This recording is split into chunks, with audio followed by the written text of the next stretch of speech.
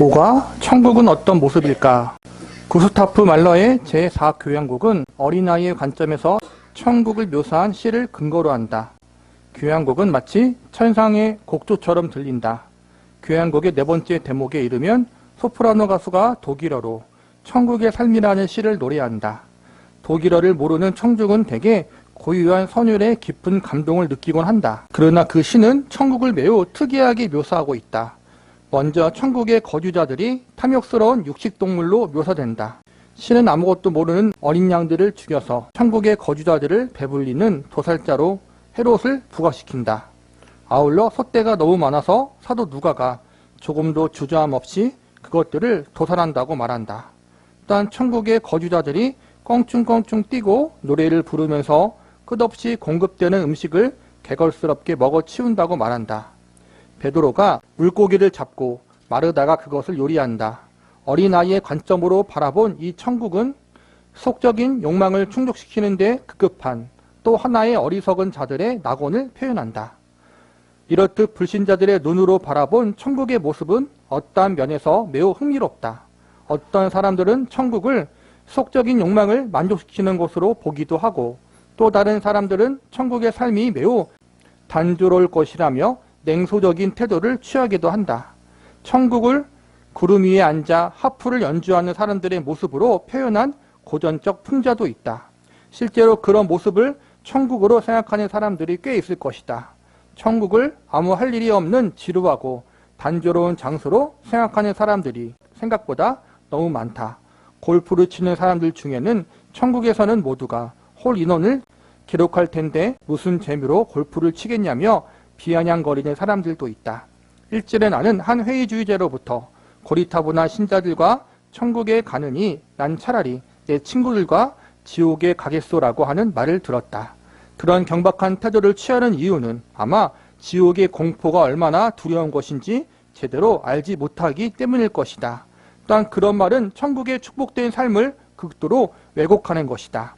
어쨌든 천국의 삶이 무한히 지루할 것이라는 생각들이 사람들의 마음속 깊이 뿌리박혀 있다.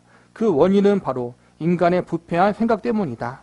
죄인들은 완전히 의로운 상태보다 적당히 죄가 있는 것이 재미있다고 생각한다. 죄인들로서는 죄가 없으면서 영원한 기쁨이 있는 상태를 생각하기가 매우 어렵다. 하지만 천국은 영원한 기쁨이 있는 곳이다. 우리는 천국에서 하나님의 영광을 온몸에 받으며 마침내 인생의 참된 목적을 확연하게 깨닫게 될 것이다.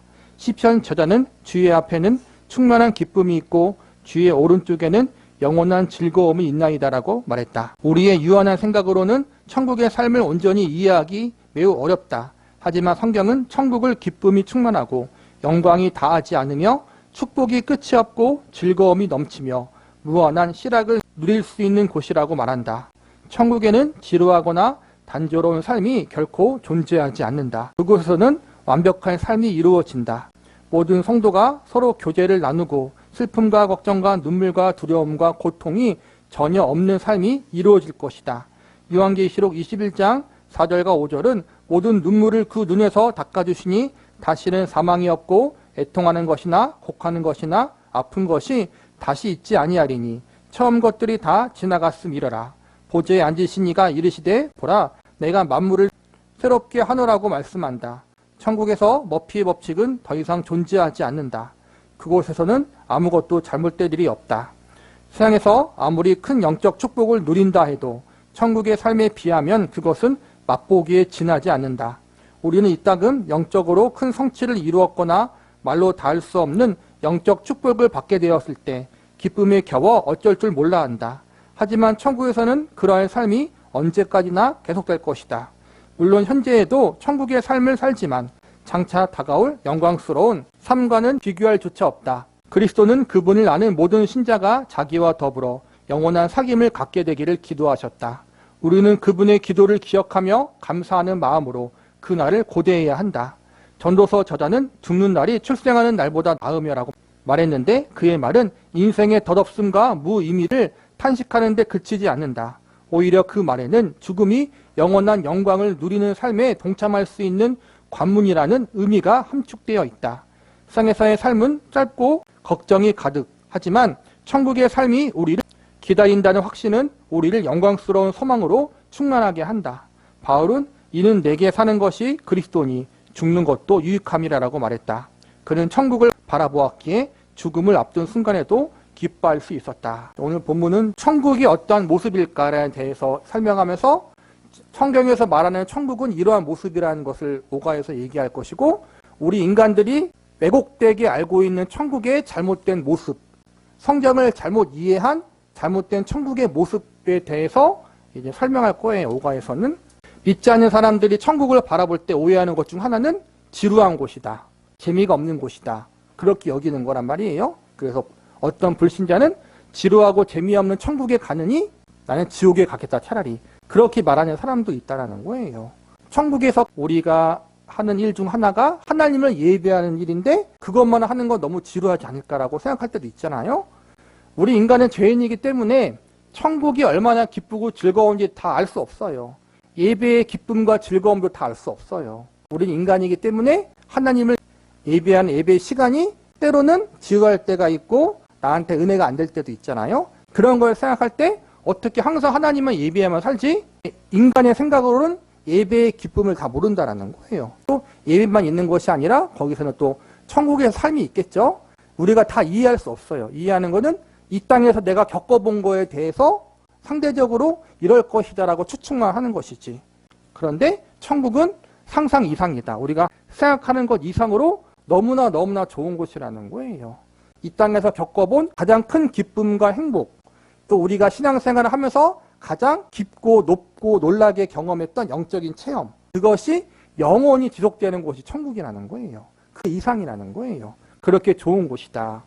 반대로 지옥은 우리가 상상할 수 없을 만큼의 고통스러운 그런 곳이다. 성경이 말하지 않은 천국. 바울은 우리가 담대하여 원하는 바는 차라리 몸을 떠나 주와 함께 있는 그것이라고 말했다. 이는 죽고만 싶은 병적 심리 상태나 사는 것이 지겨워서 죽기를 갈망한다는 의미와는 전혀 다를 것이다. 바울은 세상의 삶이 마지막이 아님을 강조하고 있다. 신자의 죽음의 순간에는 즉시 충만하고 온전하며 생명이 넘치는 곳, 즉 주님이 계신 곳으로 가게 된다. 오직 그리스도만이 구원이심을 믿는 모든 사람들에게는 이 세상을 떠나는 순간 천국으로 옮겨진다는 성경의 약속이 적용된다. 육체를 떠나는 것은 곧 주님과 함께 거하는 것을 의미한다. 세상을 떠나는 순간 그리스도와 함께 거하게 된다. 내게 사는 것이 그리스도니 죽는 것도 유익함이니라. 우리도 바울처럼 하늘의 형상을 덧입기를 간절히 사모하고 일시적인 세상에서 눈을 돌려 영원한 기쁨을 추구해야 한다. 바울은 이 썩을 것이 반드시 썩지 아니할 것을 입겠고 이 죽을 것이 죽지 아니함을 입으리로다라고 했다. 또한 그는 죽을 것이 생명에 삼킨 바 되게 하려 함이라라고 말하기도 했다. 그러면 현재와 마지막 종말 사이에 세상을 떠난 신자들은 과연 어떤 상태로 지낼지 궁금할 것이다. 천국에 그들을 위해 특별히 마련된 일시적인 체류 장소라도 있는 것일까?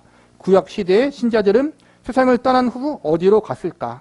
세상을 떠난 신자들은 장차 부활의 때까지 일시적인 몸을 갖게 되는 것일까? 중과 상태는 과연 어떤 상태일까? 흔히들 이야기하는 연옥은 실제로 존재한 것일까? 위의 질문을 둘러싸고 몇 가지 사변적인 견해가 제시되었다. 예를 들어 구약 시대에는 하데스, 즉 죽은 자들이 거하는 장소가 의인들을 위한 곳과 악인들을 위한 곳으로 구분되어 있다고 주장하는 사람들이 있었다. 그들은 세상을 떠난 구약 시대의 성도들이 아브라함의 품으로 불리는 장소에 일시적으로 머물러 있다가 그리스도의 부활로 죽음이 정복되었을 때 비로소 천국에 갔다고 주장한다. 하지만 이런 견해는 단순히 추측에 불과할 뿐 성경의 지지를 받지 못한다. 윌버 스미스는 성경은 신자들의 부활과 천국에서의 삶에 대해서 많은 것을 기록하고 있지만 죽음과 부활 사이에 존재하는 영혼의 상태에 대해서는 거의 아무 말도 하지 않는다고 말했다. 실제로 성경은 그 중간 상태에 관해 많은 정보를 제공하지 않는다. 하지만 성경에 기록된 내용만으로 비성경적인 견해들의 오류는 충분히 입증할 수 있다. 천국의 완성은 예수님이 재림하실 때예요. 예수님이 다시 이 땅에 오실 때 천국이 완성되고 이 땅에 믿는 자들은 영원히 천국에 거하고 믿지 않은 자들은 영원히 지옥에 거하게 될 거예요. 육체를 입고. 그런데 예수님이 재림하기 전에 죽는 사람들이 있잖아요. 그 사람들은 어떻게 되느냐라는 부분이 많이 궁금해요. 우리 전통 기독교 교회의 교리는 우리가 죽는 즉시 그 영혼은 예수님 믿는 자는 천국에, 믿지 않은 자는 지옥에 가게 된다. 영혼이 가고 예수님이 재림하실 때 이미 죽었던 사람은 영혼이 지옥에 갔거나 영혼이 천국에 있잖아요. 그 상태에서 부활을 입어서 육체를 가지게 되고, 지옥에 있는 영혼은 육체 그대로 지옥에서 고통받는 것이고, 영혼이 천국에 있는 사람은 육체의 부활과 함께 이제 천국에 그대로 영혼이 거하는 거예요. 그런데 전통적이지 않는 교리, 이단들의 교리, 혹은 잘못된 기독교의 교리들이 있는데, 여기서 대표적으로 두 가지를 설명해요. 하나는 수면설, 하나는 연옥설. 연옥설은 우리가 알고 있듯이 천주교의 교리예요. 예수님이 재림하기 전에 죽은 영혼들은 곧바로 천국에 가는 게 아니라 정말로 예를 들어서 사도들처럼 혹은 구약의 선지자들처럼 믿음이 좋았던 사람들은 바로 천국에 가지만, 예수님을 믿었지만 믿음이 부족했던 사람들은 연옥이라는 곳에 가서 거기서 미처 회개하지 못한 부분, 미처 죄에 대해서 하나님 앞에 용서받지 못하는 부분에 대해서 이제 연옥에서 몇백 년이고 몇천 년이고 있다가 가는 거예요. 천국 가기 전에 중간에 연옥이라는 곳이 있는데, 그곳은 예수님을 믿지만 완전하게 의롭지 못한 사람이 머무는 곳이에요. 연옥설이고, 수면설은 뭐냐면은 예수님이 오기 전, 재림하기 전에 죽은 영혼들이 천국에 가거나 지옥에 가 있는 것이 아니라 잠자고 있다. 영혼이 잠자고 있다가 예수님이 재림하시면 그때 천국에 가든지 지옥에 가든지 결정이 된다는 거예요. 그게 수면설이에요. 둘 다 우리 전통적인 기독교의 가르침이 아니라 잘못된 거예요. 수면설, 세상을 떠난 신자의 영혼이 부활할 때까지 무의식 상태로 존재한다고 주장하는 이들이 많이 있다.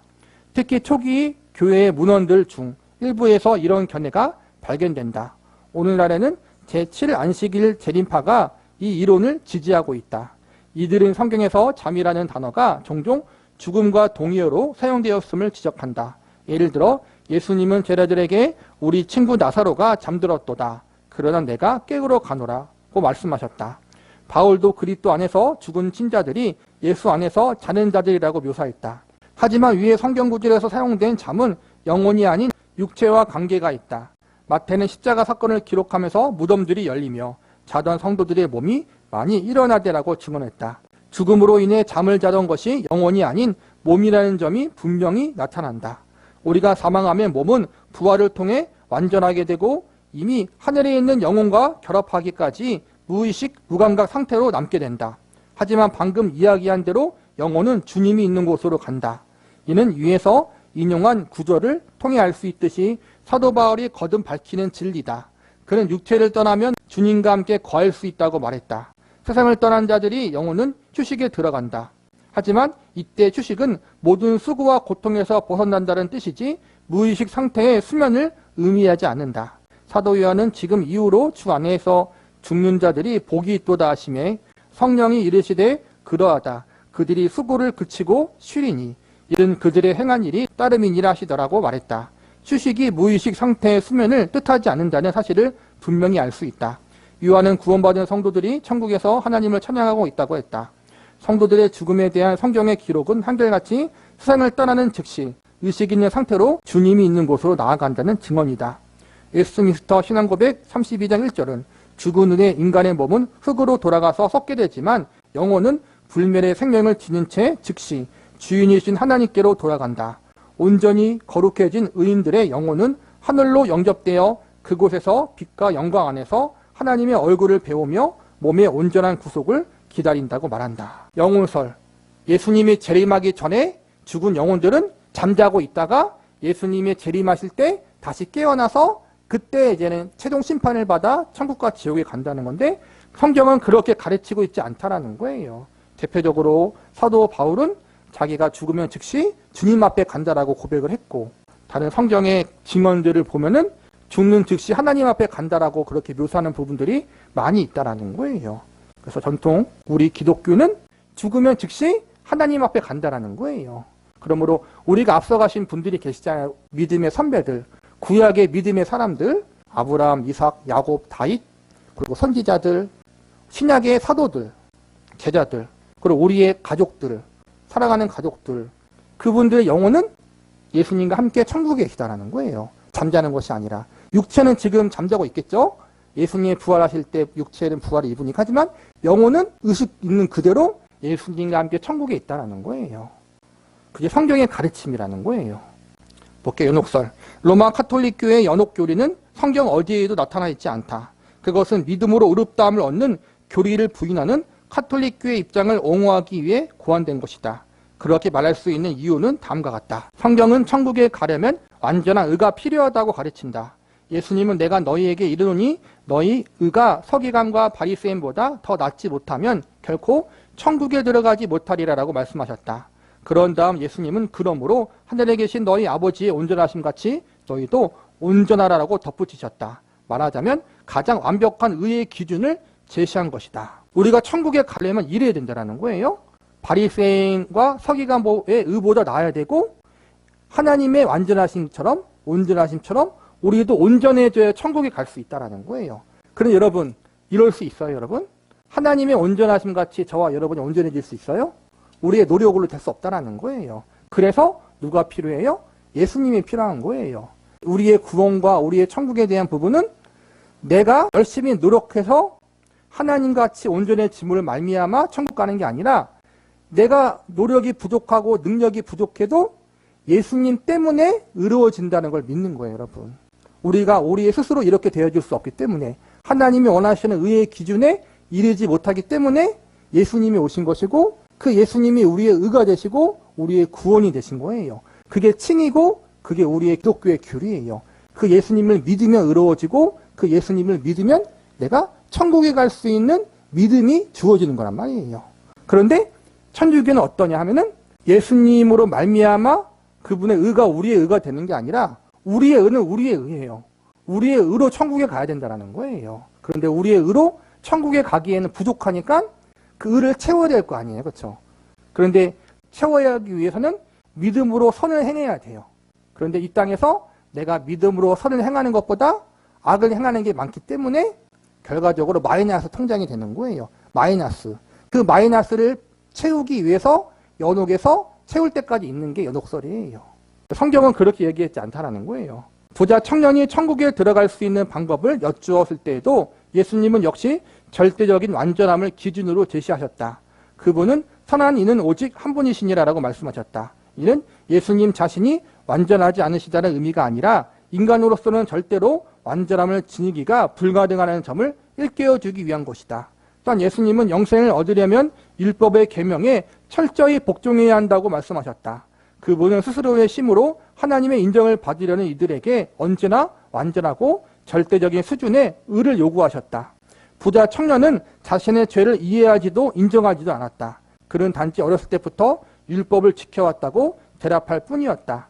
예수님은 부자 청년에게 탐심이 있음을 간파하시고 은근히 그 점을 지적하셨다. 사실 예수님은 부자 청년과 처음 대화를 시작하실 때부터 선한 존재는 오직 하나님뿐이라는 사실을 깨우쳐 주시려고 노력하셨다. 하지만 부자 청년은 자신의 죄를 인정하지 않고 결국 구원의 길에서 돌아서고 말았다. 제자들은 그런 상황을 보고 놀라워했다. 인간의 관점에서 보면 부자 청년은 가장 의로운 사람 중 하나였기 때문이다. 부자 청년이 율법을 지켰다고 주장했을 때 그를 논박한 사람은 아무도 없었다. 이는 그가 다른 사람들의 눈에 띌 만한 죄를 저지른 적이 없었다는 점을 암시한다. 그는 참으로 훌륭한 사람이었다. 그런 사람이 영생을 보장받지 못한 채 돌아가는 모습을 본 제자들은 그만 기가 죽고 말았다. 예수님은 그들에게 내가 진실로 너희에게 이르노니 부자는 천국에 들어가기 어려우니라라고 말씀하셨다. 예수님은 다시 한번 불가능한 기준을 제시하셨다. 그분은 율법을 준수하는 것만으로 충분하지 않다고 말씀하셨다. 겉으로 볼 때 아무런 흠도 찾을 수 없는 의로운 삶을 살아도 충분하지 않다. 부가 가져다주는 수속적인 특권은 아무 소용이 없다. 하나님은 오직 완전한 의를 지닌 사람만 인정해 주신다. 예수님은 완전한 의 외에 모든 것을 낮게 평가한다. 그 이유는 행위로 의롭다함을 얻으려는 노력이 무익하다는 점을 일깨워주기 위해서였다. 제자들은 그렇다면 누가 구원을 얻을 수 있으리까라고 여쭈었다. 이에 대해 예수님은 사람으로는 할 수 없으나 하나님으로는 다 하실 수 있느니라고 대답하셨다. 바울은 로마서 4장에서 칭의 교리를 설명했다. 그는 성도 자신의 의가 아니라 그리스도의 완전한 의가 성도들에게 전가됨으로써 구원을 얻는다고 말했다. 하나님은 그리스도 안에서 성도들을 받아주신다. 그분은 그리스도의 완전한 의로 그들을 덧입히신다. 하나님은 그리스도의 공로를 보시고 그의 의가 완전하다고 선언하신다. 성도들의 죄는 이미 모든 죄의 값을 치르신 그리스도에게로 전가된다. 그리스도의 의가 성도들에게 전가되고 성도들은 그리스도의 온전한 의를 지니게 된다. 이것이 바로 믿음으로 의롭다함을 받는다는 의미다. 하나님이 죄를 알지도 못하시는 일을 우리를 대신하여 죄로 삼으신 것은 우리로 하여금 그 안에서 하나님의 의가 되게 하려 함이라. 다시 말해 하나님은 우리를 애초에 완벽하게 만들지 않으셨고 그것을 근거로 우리를 구원하지 않으신다. 하나님은 우리에게 그리스도의 의를 전가하심으로 우리를 의롭게 하시고 그런 다음 의로운 삶을 살아 그리스도의 형상을 이루게 하신다. 하나님은 경건치 않은 자들을 의롭게 하시는 것이다. 부자 관원, 사람의 관점으로 보면 그는 상대적으로 의로운 사람이에요. 착한 사람이에요. 선한 사람이에요. 율법을 잘 지키며 살았던 사람이에요. 근데 그런 그도 하나님의 완전하신 의에 따르면 하나님이 정하신 완전한 의에 이르지 못한다라는 거예요. 하나님은 하실 수 있다는 뜻은 뭐냐면은 인간의 의로는 구원받을 수 없지만 인간의 의로는 하나님이 원하시는 그 의의 기준을 충족시킬 수 없지만 하나님이 예수님으로 말미암아 그것을 대신 충족시켜 주신다는 거예요. 그래서 예수님이 구원이시다는 사실을 믿는 사람, 그분이 우리의 모든 죄를 위해 십자가에 돌아가셨다는 사실을 믿고 그 예수님을 영접하는 사람은 예수님 때문에 의로워진다는 거예요. 우리가 의로워져서 의로워지는 것이 아니라 우리가 정말 의로워지려고 노력한다면 천주교의 교리가 맞아요. 우리의 의는 부족하기 때문에 연옥에 가서 100년, 200년, 1000년 기다렸다가 회개하고 천국에 가는 게 맞아요. 인간적인 교리로. 우리는 그게 아니라는 거예요. 나는 부족하고 나는 죄인이지만 예수님으로 말미암아 우리는 구원받을 수 있다. 예수님으로 말미암아 우리는 의롭다 인정받을 수 있다. 이게 우리가 믿는 바라는 거예요. 그래서 우리는 연옥이나 영원히 잠깐 자고 있는 것이 아니라 예수님 믿는 자는 죽으면 즉시 그 영혼이 천국에 가서 하나님과 예수님과 영원히 함께 하게 된다. 그게 우리가 믿는 천국에 대한 소망이라는 거예요. 그래서 죽음이 끝이 아니라 죽음이 천국에서의 새로운 삶의 시작이다. 바울은 그러므로 우리가 믿음으로 의롭다 하심을 받았으나 우리 주 예수 그리스도로 말미암아 하나님과 화평에 누리자라고 말했다. 또한 그는 그러므로 이제 그리스도 예수 안에 있는 자들에게 결코 정죄함이 없다라고 선언했다. 이를 성경 말씀은 우리의 칭의가 이미 완성되었음을 나타낸다. 한 가지 기억해야 할 것은 사용된 동사의 시제가 모두 과거라는 점이다. 이 사람이 의롭다 하심을 받고 그의 집으로 내려가느니라. 주님의 말씀도 하나님의 자비를 구하며 회개했던 세리가 즉시 의롭다함을 받아 구원을 얻게 되었음을 의미한다. 칭의는 성도들에게 이미 이루어진 사건이다. 칭의는 계속되는 과정이 아니다. 우리는 이제 그리스도의 의 덕분에 하나님 앞에 온전히 설 수 있다. 그러나 로마 카톨릭 교회는 이 모든 진리를 부인한다. 그들은 칭의를 개인적으로 성취하는 의의 수준에 따른 지속적인 과정으로 설명한다.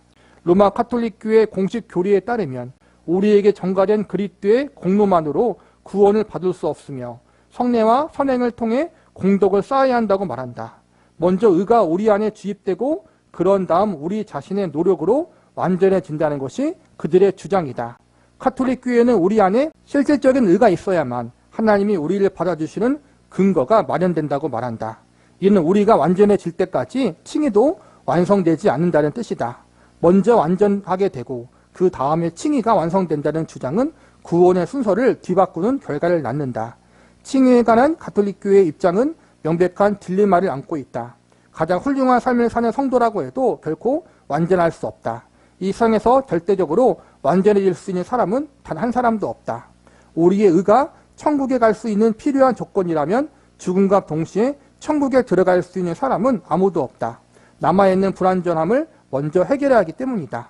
연옥고리는 바로 이런 딜레마를 해결하기 위해 고안되었다.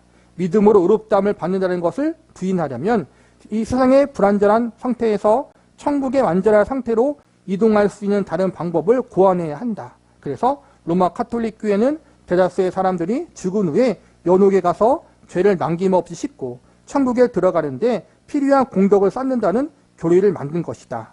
그들은 연옥에서의 속죄가 수분한다고 가르친다.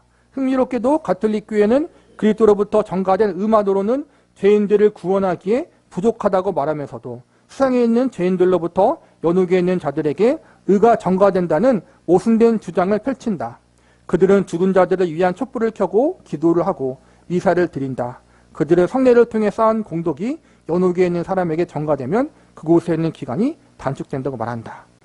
천주교의 교리는 뭐냐면은 예수님의 의로만 구원받을 수 없다는 거예요. 예수님을 믿는 자에게 예수님의 의가 전가되고 예수님 믿는 자가 천국에 가는 게 아니라 천국에 갈 수 있는 기회만 얻는 거예요. 나머지는 예수님을 믿었기 때문에 착하게 살아야 되고 천주교의 교리처럼 성례를 잘 치러야 되고 의롭게 살아야 되는 거예요. 그런데 아까 말했듯이 우리가 그렇게 못 사니까 연옥에서 그만큼 의를 채워야 된다는 거예요. 예수님의 의, 예수님의 공로로만으로 부족하다라는 거예요.